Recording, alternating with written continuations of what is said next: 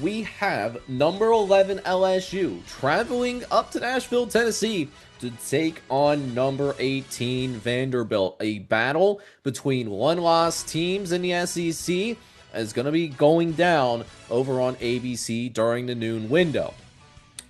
Do we know what this LSU team is? Has LSU hit its ceiling yet? Or is this a situation where it's kind of like an old Mustang, right? Like a classic Mustang where it hasn't been driven in a while.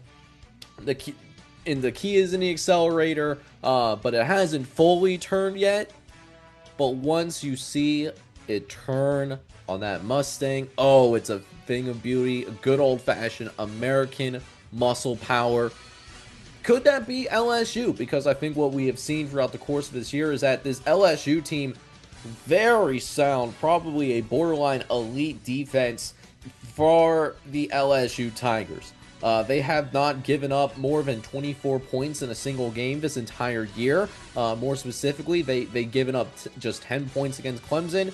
They only allowed 10 points against Florida. And even in the loss against Ole Miss, they only gave up 24 points in a loss that was on the road, by the way. Pointing that out because they are going to be in a road environment. Not as hostile as I think what it would be in Oxford, but, you know, Vanderbilt, it is starting to get there from a home crowd perspective. Definitely more hostile than even just a couple of years ago. We know this defense is going to be really good. We know the defense is extremely good. One of the top defenses in the entire country, in my opinion. But has the offense hit its ceiling? Is that what it's going to be? Or is there still another gear for LSU offensively? I think that's really the million-dollar question in all of this. Because at this point in the year, we're midway through October. It's either now or never. Because it's not one of those things, most of the time, like especially once you get into November, you are what you are. And some of that could be even applied into the month of October. Is this what this offense is, where it's going to have to play a complementary style game, play the field position game, or even play the play really good defense, play a complete game, which will overall limit the ceiling of LSU for the year? Or is there another gear to this LSU team? Because you look at this LSU squad, led by Garrett Nussmeier, who, he's been solid so far. I mean, he might have underperformed expectations a little, but he's still thrown for over 1,100 yards on the year. He's having a solid year. And you look at this LSU offense, even in the times where, they don't produce much. I mean, there's still flashes and there's still moments where you look at them, it's like they should be putting up a lot more points on the board than what they are. This has been pointed out to me in the Louisiana Tech game, where they only end up putting 23. Even the South Carolina game, specifically last week, they put up 20, but there was a couple of moments in the red zone and down by the goal line where they're not able to punch it in, and they falter in the red zone. So that's really, I guess, the million-dollar question here. Is there another gear? And if there is another gear, can they take advantage of a Vanderbilt defense that is a well-coached defense, is a fundamentally sound defense? I think that was made evident in the Alabama game. But at the same time, this defense still has limits because Vanderbilt cannot recruit at the same level as an LSU. They can't recruit at the same level as an Alabama. So, Vanderbilt can be... They're in a position where they could be a pesky team and they can really cause fits for anyone that they play in the SEC. But in terms of competing week in and week out and being a realistic contender to win the SEC, at the same time, Vanderbilt is one of those teams where if they hit 9-3, they would be ecstatic, I would think.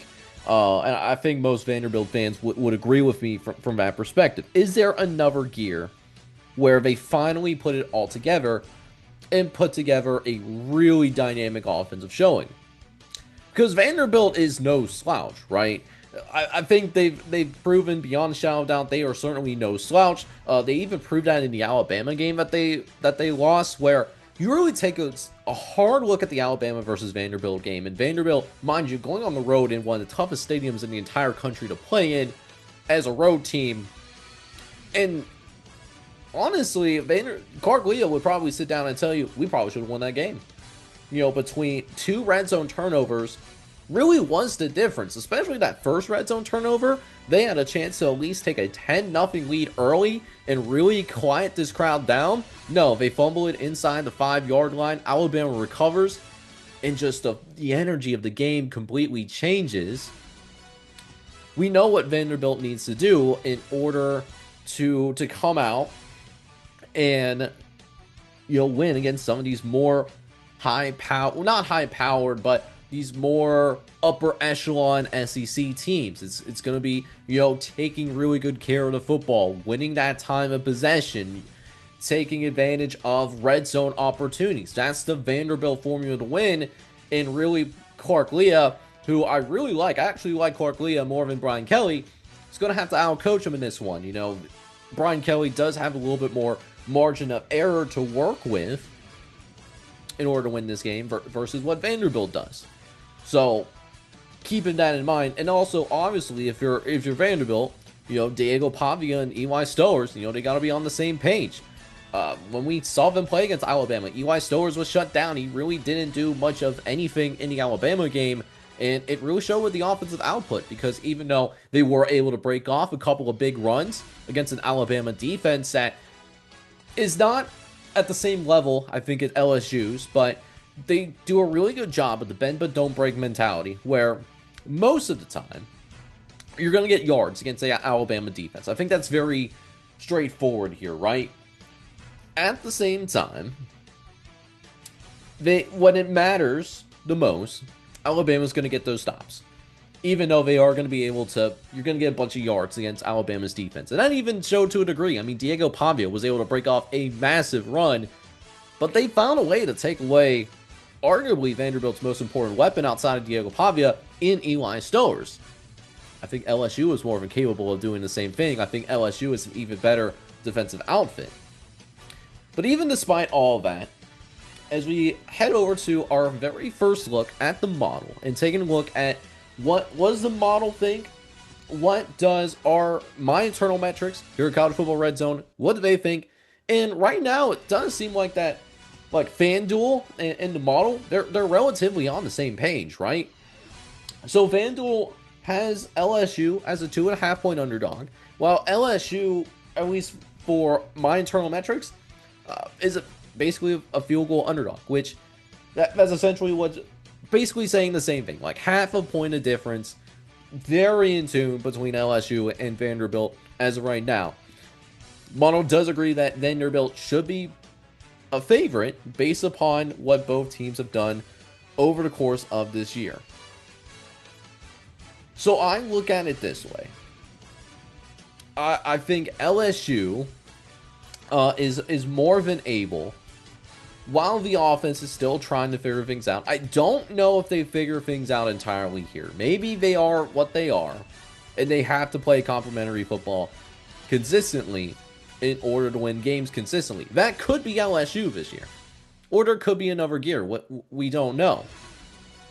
What I do know is that what we saw from the Alabama game, and granted, again, this was them playing on the road, Vanderbilt had a hard time struggling to get points consistently on the board, particularly in the second half.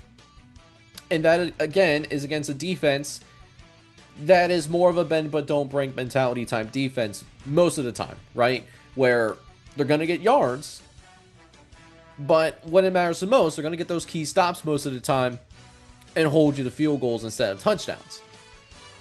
I truly believe the LSU defense is a lot better than Alabama's defense. And I think this is a team that, you know, is going to give fits to Diego Pavia, who we just saw him play against, that defense play against Lenora Sellers, who I love Diego Pavia. I love how he fits so well with the culture at Vanderbilt. I love that he's such a tremendous competitor.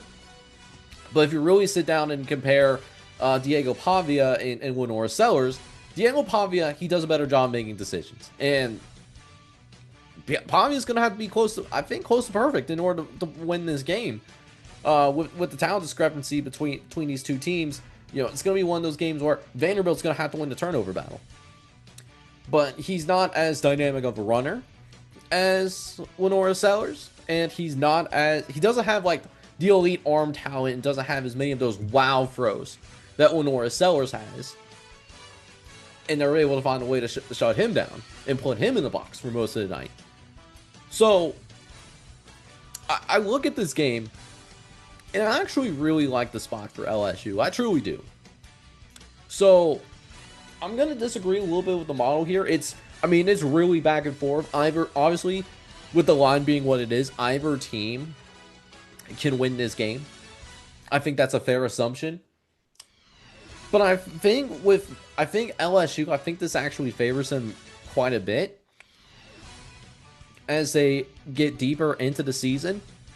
And while I don't think this will necessarily be like that get-right game that they're looking for in terms of getting that offense to fully click and to fully turn over like that old Mustang that I'm talking about earlier, I do think that this is a game where they can replicate what Alabama did and score just enough in order to pull the victory off. So not only do I have LSU's covering here, but I'm going with them winning in what I expect to be a pretty defensive battle at the end of the day. Probably a game that's going to be in the 30s total. We'll be surprised if there's a significantly more than expected from a scoring perspective. I'm going with LSU winning in a defensive battle, going with 21-14 being the final score in favor of the LSU Tigers.